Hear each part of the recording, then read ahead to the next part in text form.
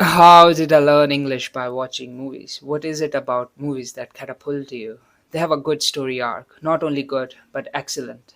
You can't say the same thing about lectures, right? But what is it about movies that make your mind remember everything about the story arc? I think, and I can be wrong, you're born in some country, right? Nobody tells you how to learn your native language properly.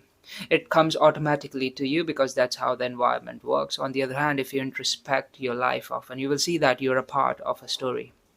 Your life or the chapters of your life have small arcs. Any situation you're worried about, it has a beginning, middle, and end. And that's why it is said that if you're worrying about something, it hasn't seen its end.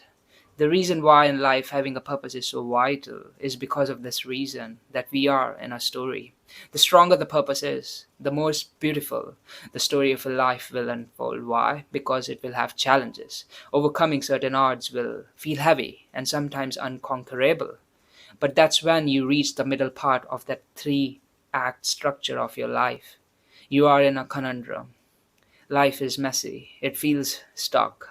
This is where your soul gets challenged. It impacts your character traits. The challenge can mold you the way it wants to mold you. It's real life. There are different types of people who walk on this earth. For the sake of simplicity, they can either be bad or good.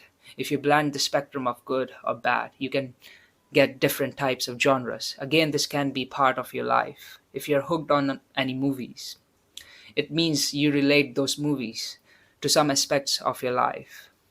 It doesn't matter the language, but as the title of this video says, how did I learn English by watching movies? First, it was an urgent necessity for me to learn English because I ended up in an English medium school.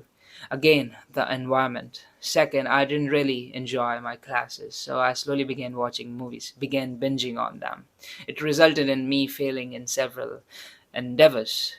When I couldn't get into any colleges but somehow got one, I began investing in paying attention to dialogues in the movies. Sometimes it's the dialogues that makes the film, and sometimes it's the silence that makes the film. As I was watching movies for so long, I used to pick up sentences from movies to add in to my conversation. The best way of learning is by doing it. That's where I tried to converse on my own, knowing that companion, which were movies, were always there by my side. I didn't know how many times I did this, but this helped me to blend in school, that I can speak in English. In college, for the sake of pleasure, I began learning vocabulary from movies. I also began reading books and started writing stories. But let me remind you something. These things weren't easy at all. But with practice, passing those hurdles off, when you try new things, sometimes you don't want to do it, yet doing a new thing over and over again, it's a new experience. And watching movies, I always kind of paid attention to any character's struggle, differentiating their bad habits and good habits.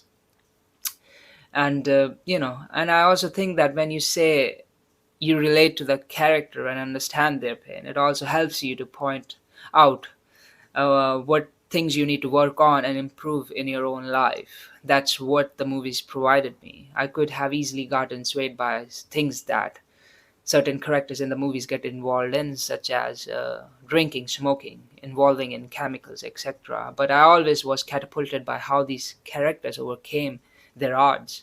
In other words, I saw the delayed gratification part in these characters rather than instantaneous gratification.